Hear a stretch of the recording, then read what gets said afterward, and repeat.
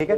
किसी एक पर्सन ने वहां पे क्वेश्चन पूछा हुआ था, how to study 17 hours a day, कैसे 17 घंटे एक दिन में पढ़ाई करी जाए। ठीक है, उसका एक आंसर एक लड़के ने दिया हुआ था। ठीक है, मुझे उनका नाम भी भूल चुका है, मुझसे एज में कम से कम वो 10 साल छोटे होंगे, मेरे वो स्टूडेंट भी नहीं है, मेरा कोई रिलेशन भी नहीं है उनसे, बट उनका आंसर पढ़ के मैं एज ए टीचर बहुत मोटिवेट हुआ।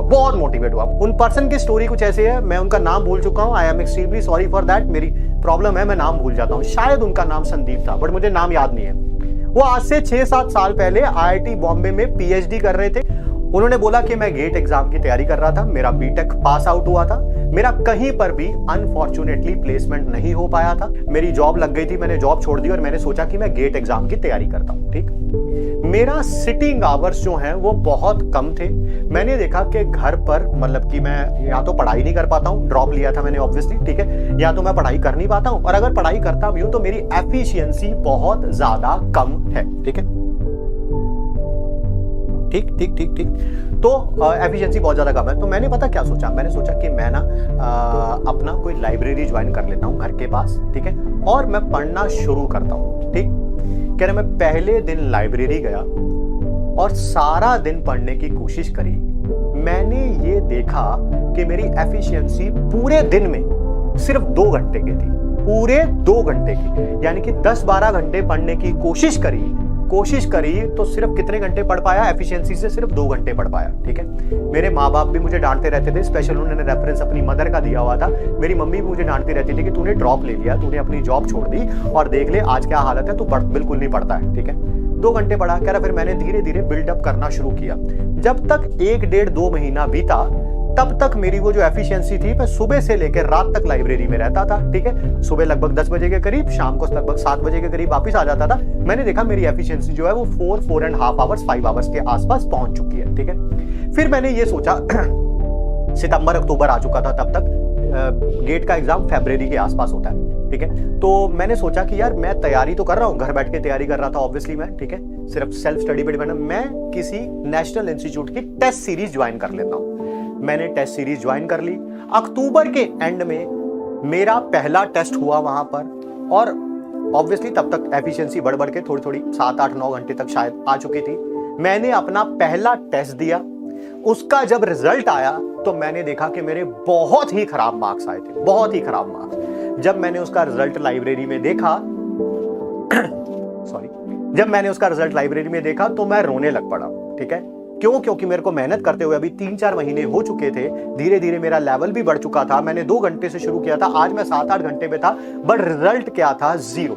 जब मैंने उसे देखा तो मुझे बहुत बुरा लगा। मैं उस दिन से लेके दिवाली आने वाली थी लगभग फरवरी तक, ठीक है, मैंने अपने आप को वॉर जोन में कन्वर्ट किया कि अब ये वॉर है, आइदर डू और डाई सिचुएशन है। मैंने धीरे धीरे अपने लेवल को बढ़ाना और शुरू किया। मेरा पागलपन इस हद तक बढ़ चुका था कि दिवाली आई, भैया दूज आया, कोई और सारे त्योहार आए, मैं अकेला पर्सन था जो लाइब्रेरी में अवेलेबल होता था। एक ऐसा समय भी आया जो लाइब्रेरी के ओनर थे, उन्होंने मुझे अपनी कीज दे दी थी लाइब्रेरी की। क्यों? क्योंकि अब मैं सुबह 7 बजे वहां जाता था और कभी कभी रात को 12-1-2 बजे वहां से वापस आता था। तो कीज मेरे पास थी। मैं ही वो पर्सन था जो रात को लाइब्रेरी को बंद करता था। मैं ही वो पर्सन था जो सबसे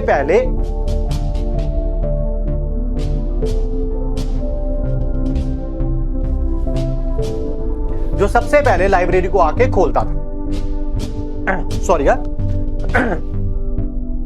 तो जुनून इस हद तक बढ़ चुका था कि जो मेरी मां मुझे आज से 5-6 महीने पहले कहा करती थी कि तुम कुछ भी नहीं पढ़ते हो, तुमने ड्रॉप ईयर लिया है, तुमने अपनी जॉब छोड़ी है, आज वही मेरी मां मुझे कहती थी कि शायद इसके ऊपर किसी ने जादू टोना कर दिया है और ये पर्सन जो है पता नहीं क्या हो गया, ना किसी रिश्तेदार के यहाँ जाता है, ना किसी दोस्त से बात करता है, सिर्फ लाइब्रेरी से घर और घर से लाइब्रेरी जाता है। ठीक है, धीरे धीरे एक ऐसा समय आ गया था कि जब मैं पिछले लास्ट के 2-3 महीने मैं 17 घंटे तक उस लाइब्रेरी में पढ़ा रहता था। ठीक है, एक ऐसा समय आया कि उस जगह के जो म्युनिसिपल काउंसलर थे उनको भी बुलाया गया, कोई लाइब्रेरी का कुछ उद्घाटन वगैरह था या कोई फंक्शन था, और मुझे स्पेशली मिलवाया गया कि ये हमारे यहाँ का एरिया का बच्चा है और ये लाइब्रेरी को सुबह 7 बजे से लेकर रात के 12, 1, 2 बजे तक यूज करता है, ठीक है। फिर मेरा फरवरी में रिजल्ट आया और रिजल्ट में बारे में उन्होंने कुछ नहीं लिखा हुआ था, और लिखना भी नहीं चाहिए। ये आप भी उस बात को जानेंगे, क्यों? क्योंकि आप सब लोग डेस्टिनेशन के बारे में सोच रहे हैं। It's not about the destination, it's about the journey.